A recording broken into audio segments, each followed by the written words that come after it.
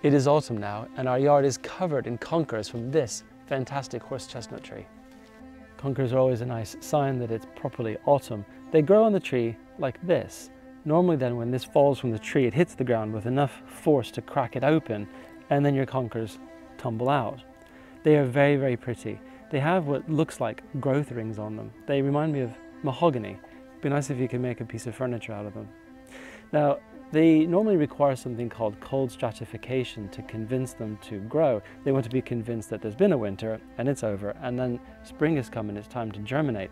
This one seems a bit confused and it's already beginning to sprout. So we're going to gather these things together. We need to then keep them in an outbuilding over the winter so that they're cold and do that cold stratification.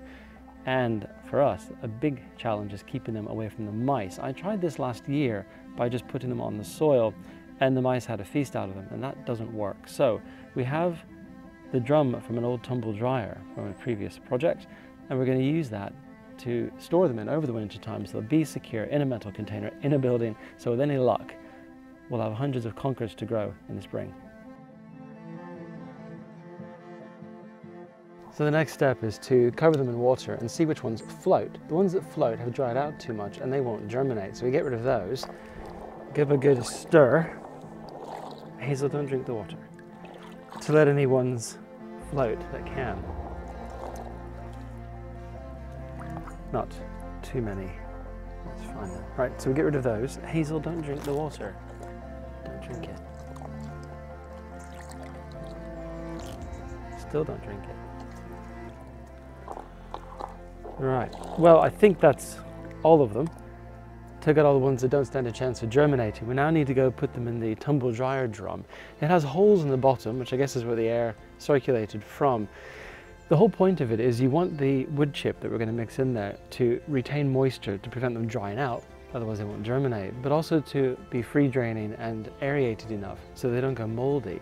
So that's the goal. Let's go load it up. One problem with this tumble dryer drum is that the holes that are in it are actually raised. So when it's stood up, water will pool at the bottom and just encourage rot. We don't want that. So I'm using this concrete screw and a hammer to create some more drainage holes, and that should work beautifully. Because I don't want to hit my hands, using some pliers, safety first.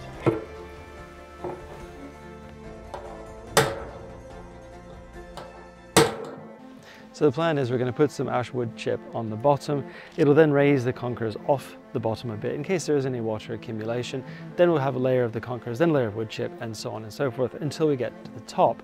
So it should keep them aerated yet moist, and they'll germinate in this drum during the springtime. We can then take them out and transplant them into somewhere to grow on during the summer. Should work a treat.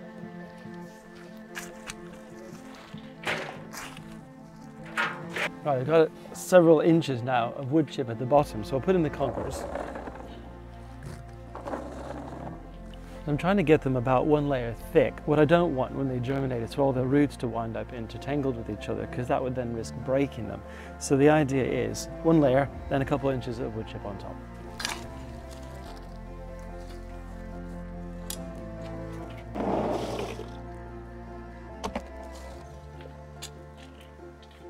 Well, that's the drum all loaded up. We're going to come up multiple times during the winter to make sure that it's still moist, and we're also going to put a board on top to protect it from any mice that want to burrow in, and also to keep the water from all evaporating. So this should be fantastic in the spring, and we'll keep you updated on how it's going. So, thank you for watching, and look forward to the spring.